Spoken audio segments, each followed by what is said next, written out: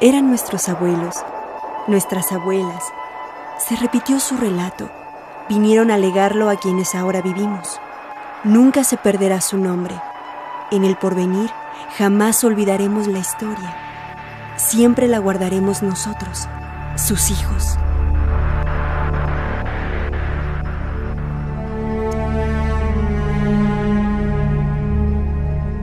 Hace 40.000 años, un grupo de seres humanos que migraba por el norte de Asia descubrió un nuevo continente, América. Al continuar su éxodo en busca de mejores climas, esas personas llegaron al territorio que hoy conocemos como México, al que los investigadores llaman Mesoamérica. Durante mucho tiempo, aquella sociedad llevó una existencia sencilla, dedicada a la caza, la pesca y la recolección.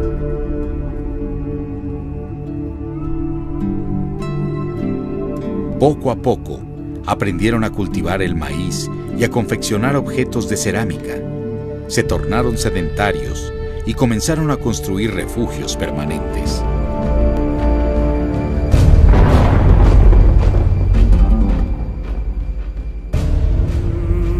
Hacia el año 3000 a.C., ocurrió un gran cambio. Aquella sociedad se organizó de una forma compleja y surgieron los primeros estados. Comenzaron a construir pirámides y apareció un arte monumental.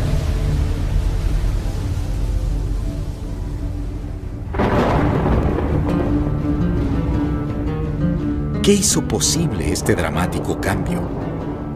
Según han descubierto los arqueólogos, se debió a la irrupción de un pueblo nuevo en el escenario mesoamericano.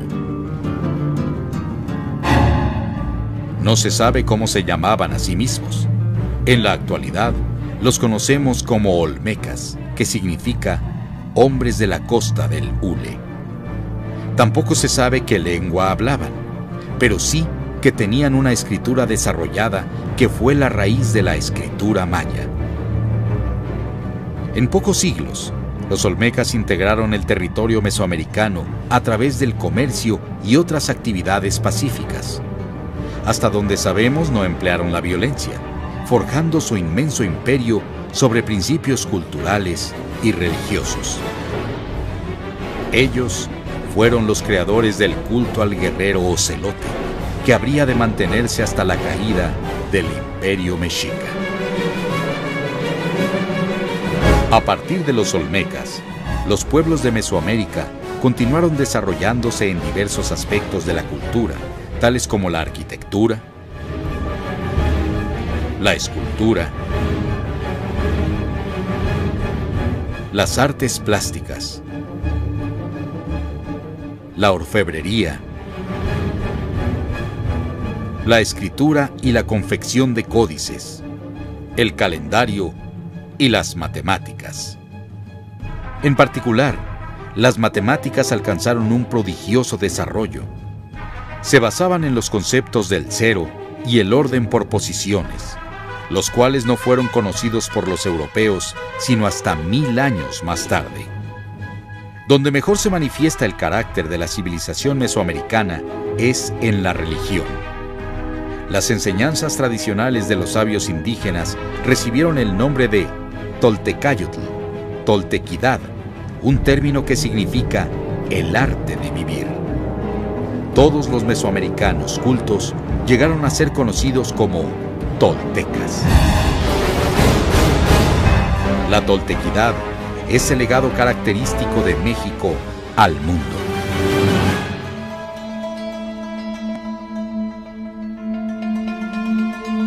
Si en el viejo mundo tuvieron el Tao, el hinduismo y el budismo, nosotros tenemos la Toltecayotl, el pensamiento filosófico del México antiguo.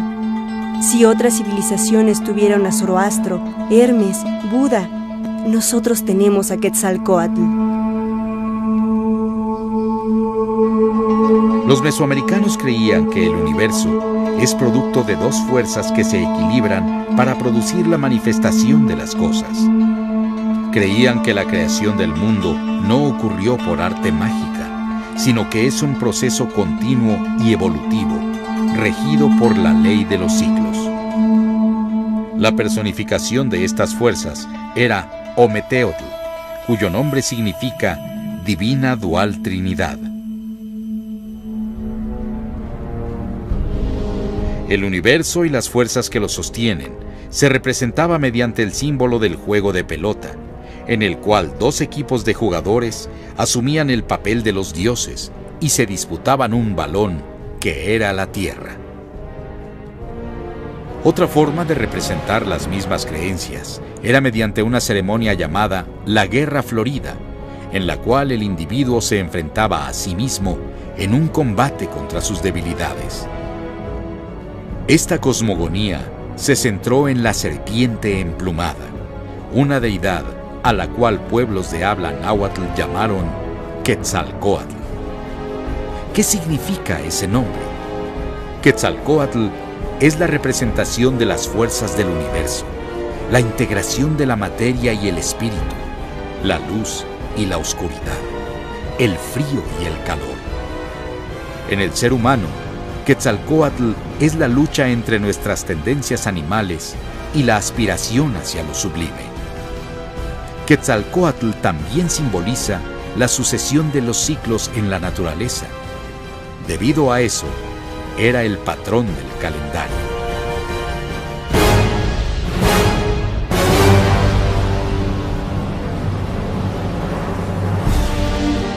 Los naturales de esta Nueva España se regían por una instrucción que les dejó Quetzalcóatl, la cual contiene 20 caracteres multiplicados por 13. En esta materia se puede conjeturar la habilidad de esta gente, porque contiene cosas muy delicadas.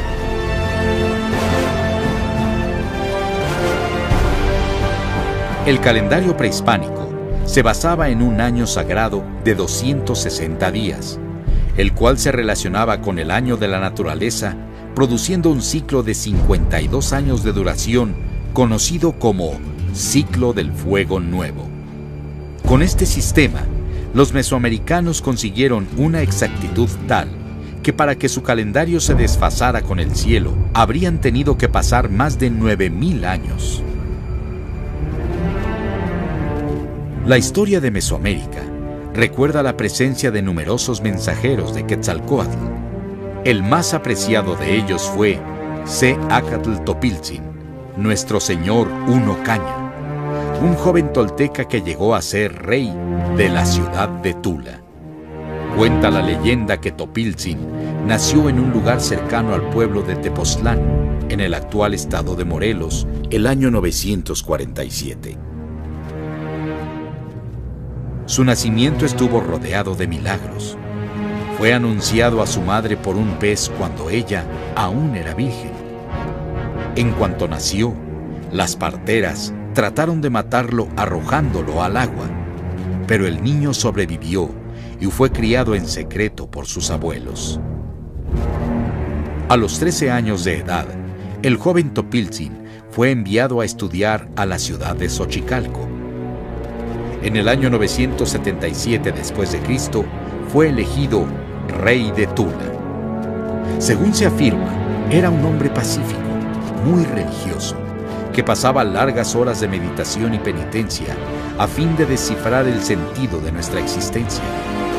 También fue un gran jefe de Estado, pues convirtió a Tula en una gran ciudad, construyendo grandes y preciosos edificios y desarrollando las artes. Poco después de su llegada al poder, Topiltzin recibió la visita de unos brujos, quienes lo engañaron y embriagaron. Después de esto se sintió tan avergonzado que abandonó el reino de Tula y se fue a vagar por la tierra. Durante años, el rey errante visitó los pueblos más diversos, aprendiendo de las costumbres y creencias. Finalmente, llegó a la ciudad maya de Chichén Itzá, donde pidió refugio. Allí lo recibieron, compartiendo con él los altos secretos de la toltequidad. Debido a su sabiduría y nobleza de vida, los mayas le dieron el nombre de Kukulcán, serpiente emplumada. Después de algunos años entre los mayas, Topiltzin regresó al centro de México, viniendo a radicar en la ciudad de Cholula. Los hechos grandes y maravillosos de Topiltzin son recordados entre los indios. Ellos recuerdan tantos milagros que no me atrevo a hacer ninguna declaración sobre eso. Sin embargo, la historia de su vida me ha impresionado grandemente y me ha conducido a creer que, puesto que los naturales son criaturas de Dios, capaces de salvación, Él no puede haberlos dejado sin un profeta, y ese profeta fue Topiltzin. Las enseñanzas de Topiltzin fueron recopiladas en un libro llamado Huehuetlatoli, Antiguas Palabras. En la actualidad, ese libro se ha perdido, pero quedaron fragmentos, entre los cuales encontramos enseñanzas como las siguientes.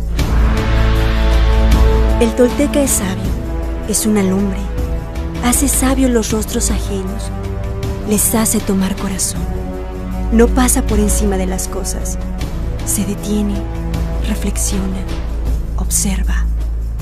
Evita los extremos, mantente en el medio, porque solo en el medio existe la función social, la condición honorable. Ayudaos mutuamente en la necesidad. Mirad que es una vuestra carne y una vuestra humanidad.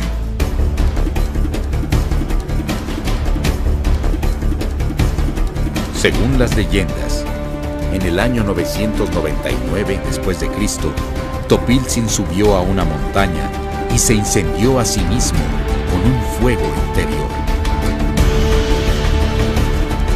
Según sabían, fue al cielo.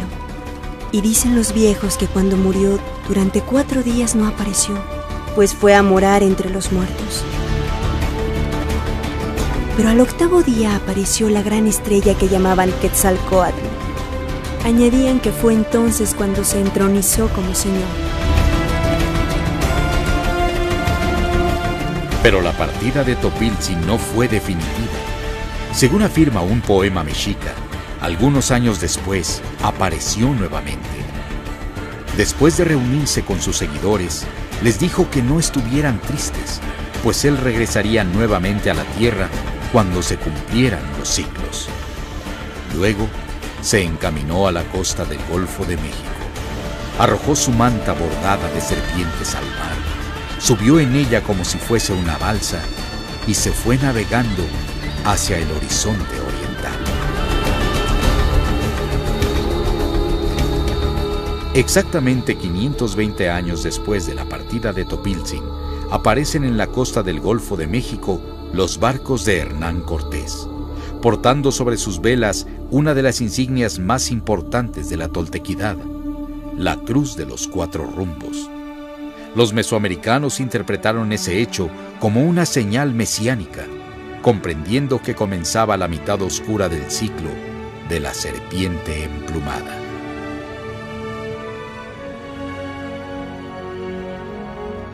La trascendencia de Quetzalcóatl radica en su mensaje. La era de Quetzalcóatl es la del advenimiento del alma, del centro unificador, que es la esencia misma de todo pensamiento religioso. Gracias a él, Mesoamérica conoció un fenómeno poco frecuente en la historia de la humanidad: un inmenso imperio forjado por la potencia del espíritu.